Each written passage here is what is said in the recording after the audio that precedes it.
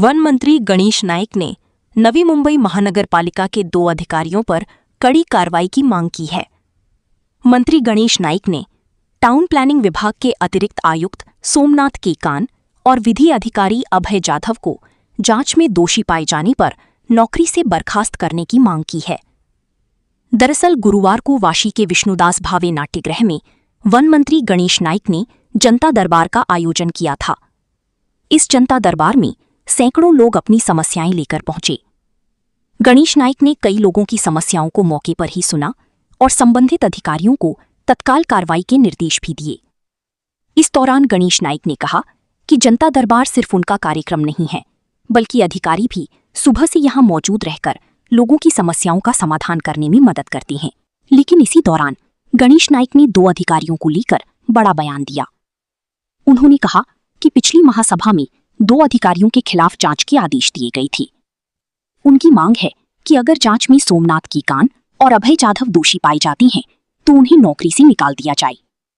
गणेश नाइक ने अलबेला और नैवेद्य सोसाइटी को गलत तरीके से फायर एनओसी दिए जाने का भी आरोप लगाया। उन्होंने कहा कि महासभा में फायर अधिकारी ने खुद स्वीकार किया था कि दबाव में एनओसी दी गई थी।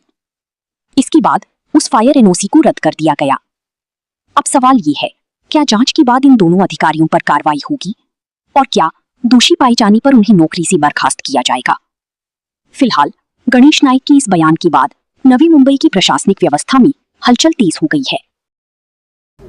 सकाळी सुनील पवार साहेब अतिरिक्त आयुक्त आणि दुसरे अतिरिक्त राहुलजी गेटे इथं असताना मी माननीय महापौरांच्या समोरच त्यांना आठवण करून दिली। वाशी सेक्टर 9 मध्ये नैवेद्य आणि अलबेला या 2 बिल्डिंगना एडीटीपी त्याचं नाव काय त्यांचं केकांच्या सांगण्यानुसार फायरचे असिस्टंट ऑफिसर त्यांनी फायर एनओसी दिली होती।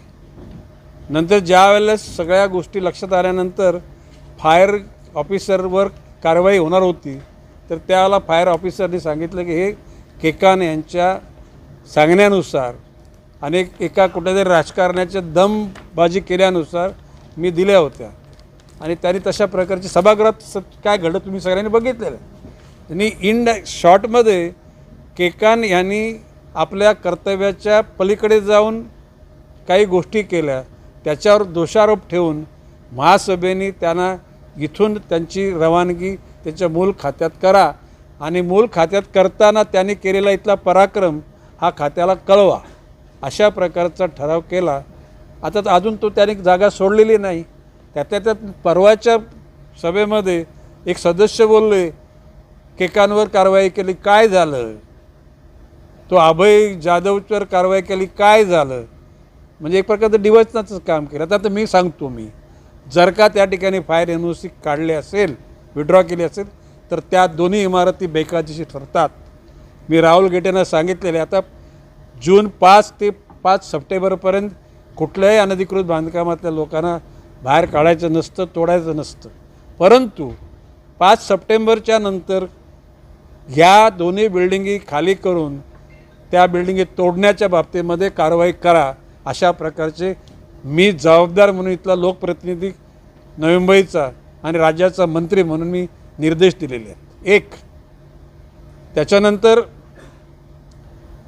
त्या दिवशी पहिल्या दिवशी ठराव क्रमांक 74 मध्ये असं ठरलं की नवी मुंबईचा इम्पॅक्ट असेसमेंट रिपोर्ट पूर्ण तपासून झाल्याशिवाय, त्याचा अहवाल आल्याशिवाय कुठल्याही प्रकारची कारवाई कोणी सीसी मागितली त्यांच्यावर त्याला देऊ नये, म्हणजे कुठल्या वादग्रस्त असलेल्या ठिकाणी। म्हणजे त्या ठिकाणी महासभेने ठरवलं की एखादी संस्था अशी शोधून काढा की ह्या नवी मुंबईच्या ह्या क्षेत्रफळावर किती लोकवस्ती राहू शकेल, ते पण सुसज्ज असलेल्या नागरिक म्हणून त्या ठिकाणी त्यांना वावरता येईल। आता त्याच्यानंतर तो 75 नंबरचा ठराव होता, त्याच्यामध्ये फार धमाल केली होती काही लोकांनी। म्हणजे ज्या ठिकाणी दाट वस्ती आहे त्या वस्तीकरता तो कायदा आलेला आहे. त्या कायद्याचं नाव काय म्हटलेलं आहे? URS.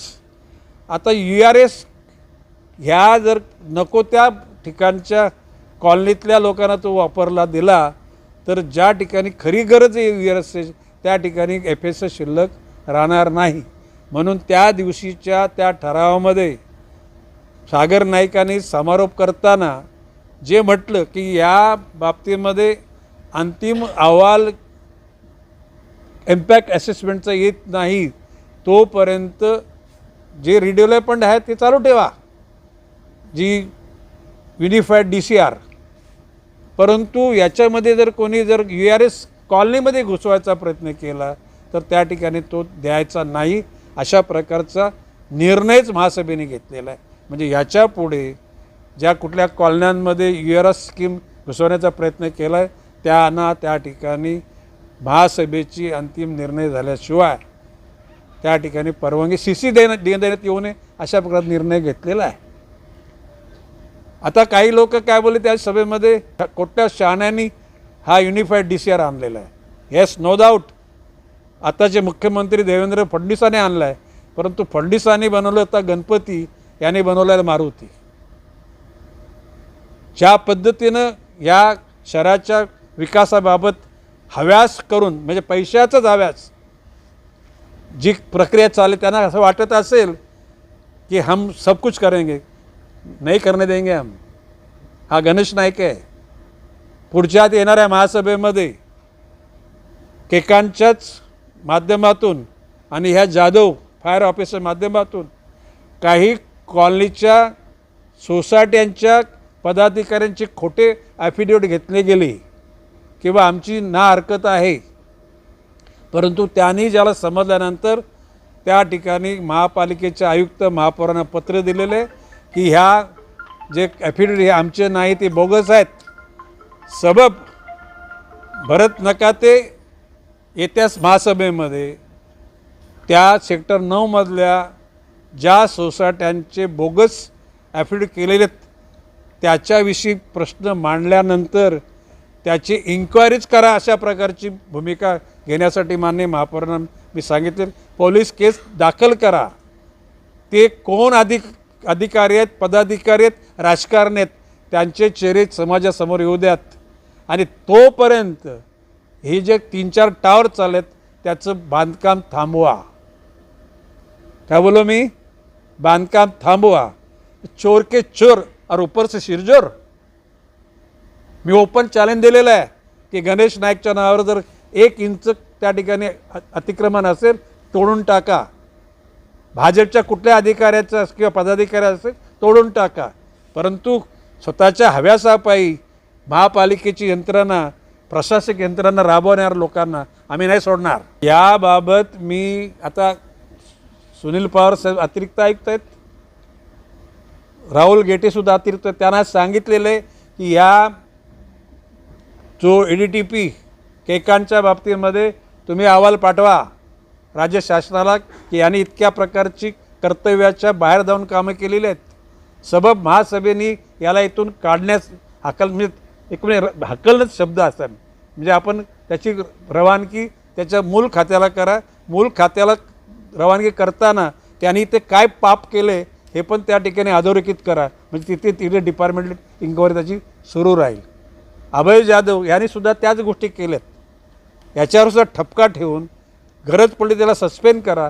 आणि जर तशा प्रकारचं गंभीर असेल तर महानगरपालिकेचा तो अधिकारी आहे त्याला सेवेतून मुक्त करा. हे आहे की काही गोष्टी न बोलता करायच्या असतात, ते न बोलता करतात ना, तर न बोलता आम्ही करू, कायदेशीर करू. हे जे मी बोललो आहे ह्या बिल्डिंगी तोडल्याच जातील. कारण त्या ठिकाणी एखाद्या खालच्या तालुका कोर्टाने जर एखादी इमारत तोडण्याचे जर आदेश दिले आणि ते आदेश त्याला राहुल गेटे उपायुक्त अतिक्रमण असताना त्यांनी वाशीच्या वॉर्ड ऑफिसरला आदेशित केले होते तोडा. त्यावेळेला कोणीतरी तात्पुरती स्थगिती म्हणून त्या ठिकाणी स्थगिती दिली गेली. कायदेशीररित्या कुठल्याही न्यायालयाने घेतलेला निर्णय पंतप्रधानसुद्धा नाही थांबवू शकत. ते थांबवायचं असेल तर न्यायालयाच्याच माध्यमातून ते त्या ठिकाणी थांबवलं जातं. जर खालच्या कोर्टानं गेला, सेशन कोर्ट आहे, हायकोर्ट आहे, सुप्रीम कोर्ट आहे, सुप्रीम कोर्टाची फुल बेंच आहे, परंतु अशा प्रकारचा पॉलिटिशियन लोकांना तात्पुरती स्थगिती देण्याचा अधिकार नाही आहे, हे मी गांभीर्याने बोलतो आहे. आणि म्हणून अशा प्रकारची मस्तीमध्ये काम केलेले आहेत ना. मी मगाशी बोलत चोर के चोर ऊपर से शिरजोर. काय बोलतात, काय केलं, तोंड घसी पडले. केकांच्या प्रकरणावर, अभय जाधवच्या प्रकरणावर तोंड घसी आम्ही नाही पाडणार, तुम्ही आपोआप स्वतःहून पडाल.